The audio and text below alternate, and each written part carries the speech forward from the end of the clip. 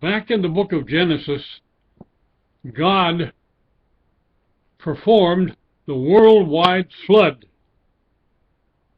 He had recently created Adam and Eve and all the people that followed.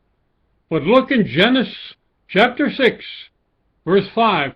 And God saw that the wickedness of man was great in the earth, and that every imagination of the thoughts of his heart was only evil continually. How in the world could you have a worse explanation than that?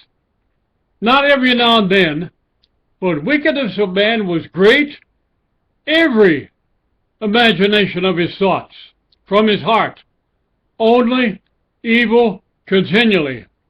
Now, folks, that's pretty bad. In fact, it couldn't get worse.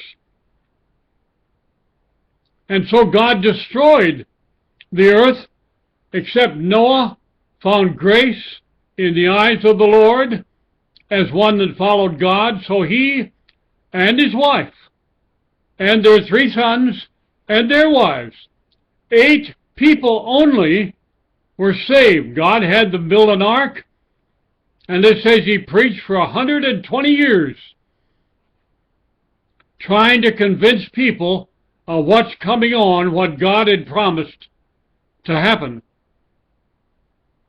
But like Jesus said, as it was in the days of Noah, so it is today. He said they were eating, drinking, marrying, all kinds of proper things until the flood came and destroyed every last one of them. Now that doesn't sound too good, does it? Now, after that, from the flood, out came Noah and his sons, 8 people, and all the animals, clean and unclean, God had him put into the ark. There's another statement, Jeremiah 17:9, the heart is deceitful above all things, desperately wicked. Who can know it? That's another pretty serious statement. Now, it's obviously true because God has Jeremiah make that statement. That's saying the way you and I are born, we're born in sin, we're born with a tendency to do evil, to go our own way. In fact, that's the exact separation between the redeemed and people of the world. I know when I was in the world, it was the same way. Those in the world seek after their own pleasure. They are in charge, not God. They are in charge, and they do whatever pleases them.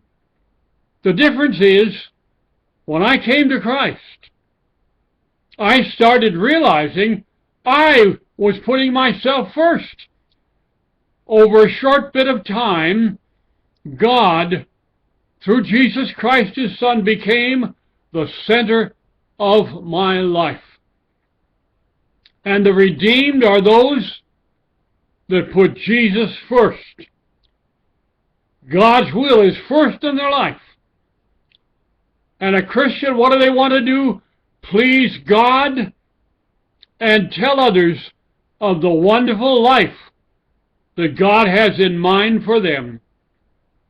For in eternity, there's no more death, no more sin, no more sickness of any kind, but only the joy with our own eyes of seeing Jesus and seeing his Father. And by the way, when Jesus was resurrected, before he attended heaven, went up to heaven, he said to the woman, I'm going to my Father and to your Father. Now, how could he say your Father? Because she was a follower of Jesus. And Jesus said, whoever follows me is a Christian and puts me first. He's beloved of my Father. Let's take time now to pray to God. Oh God, we love you so much. We surrender our life to you. Come, Lord, unto everyone watching this video. to give their life to Jesus. Lord, I know that's the happiest life. So bless each one, and may they very soon surrender to Christ. In your holy and blessed name I pray. Amen and amen.